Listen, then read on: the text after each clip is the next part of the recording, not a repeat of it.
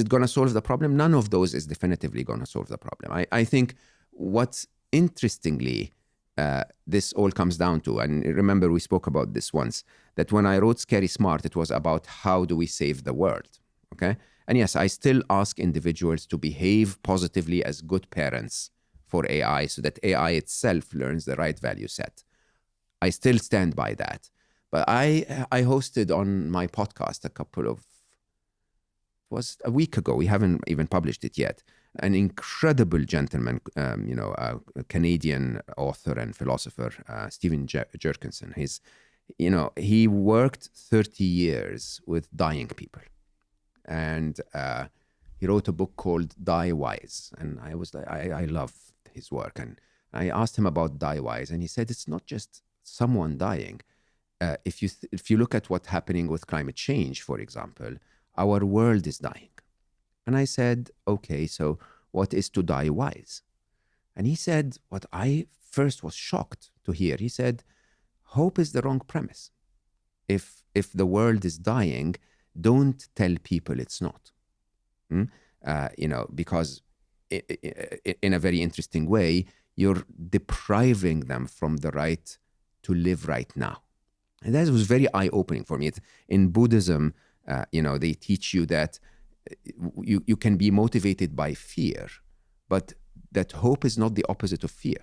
As a matter of fact, hope can be as damaging as fear if it creates an expectation within you that life will show up somehow and correct what you're afraid of.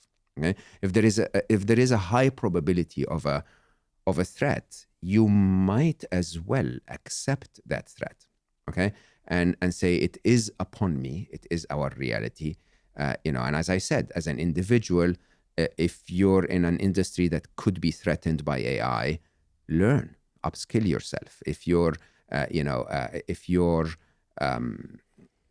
in a place, in a situation where AI can benefit you, be part of it. But the most interesting thing, I think, in my view, is,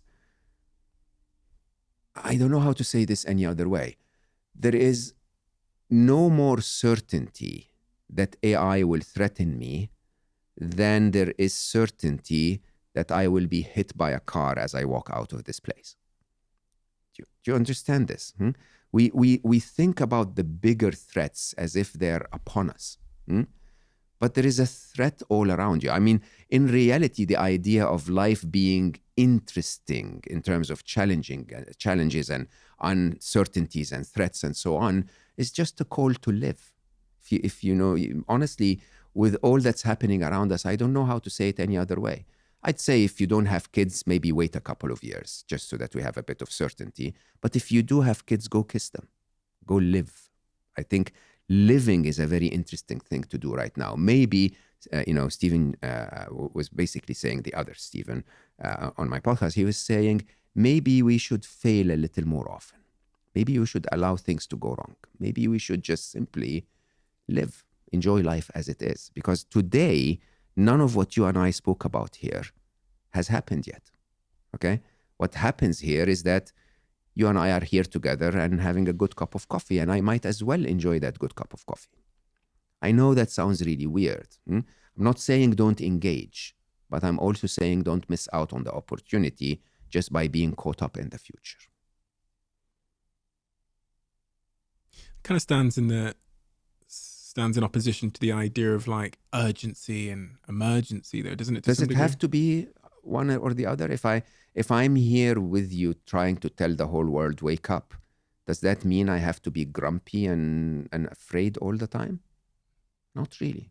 You said something really interesting there. You said if you have kids, if you don't have kids, maybe don't have kids right now. I would definitely consider thinking about that, yeah. Really? Yeah. You'd seriously consider not having kids? Wait a couple of years. Because of artificial intelligence? No, it's bigger than artificial intelligence, Stephen. We all know that. I mean, there has never been such a perfect storm in the history of humanity. Economic, geopolitical, global warming, or climate change. The whole idea of artificial intelligence, and many more. This is a perfect storm. This is the depth of uncertainty. The depth of uncertainty. It's never been more, in a video gamer's term, it's never been more intense. This is it, okay? And when you put all of that together, if you really love your kids, would you want to expose them to all of this? A couple of years. Why not? In the first conversation we had on this podcast, you talked about losing your son, Ali, and the circumstances around that, which moved so many people in such a profound way. It was the most shared podcast episode in the United Kingdom on Apple in the whole of 2022. Based on what you've just said, if you could bring Ali back into this world at this time, would you do it?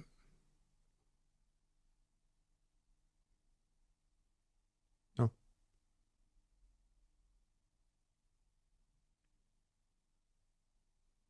Absolutely not. So for so many reasons. One of the things that I realized a few years, way before all of this disruption and turmoil, is that he was an angel. He wasn't made for this at all. Okay, my son was an empath who absorbed all of the pain of all of the others. He would not be able to deal with a world where more and more pain was surfacing. That's one side. But more interestingly, I always talk about this very openly. I mean, if I had asked Ali, just understand that the reason you and I are having this conversation is because Ali left. If Ali had not left our world, I wouldn't have written my first book. I wouldn't have changed my focus to becoming an author. I wouldn't have become a podcaster. I wouldn't have, went out and spoken to the world about what I believe in. He triggered all of this. And I can assure you, hands down, if I had told Ali as he was walking into that operating room, if he would give his life to make such a difference as what happened after he left, he would say, shoot me right now, for sure. I would. I mean, if you told me right now, I can affect tens of millions of people if you shoot me right now, go ahead. Go ahead. You see, this is the bit that we have forgotten as humans.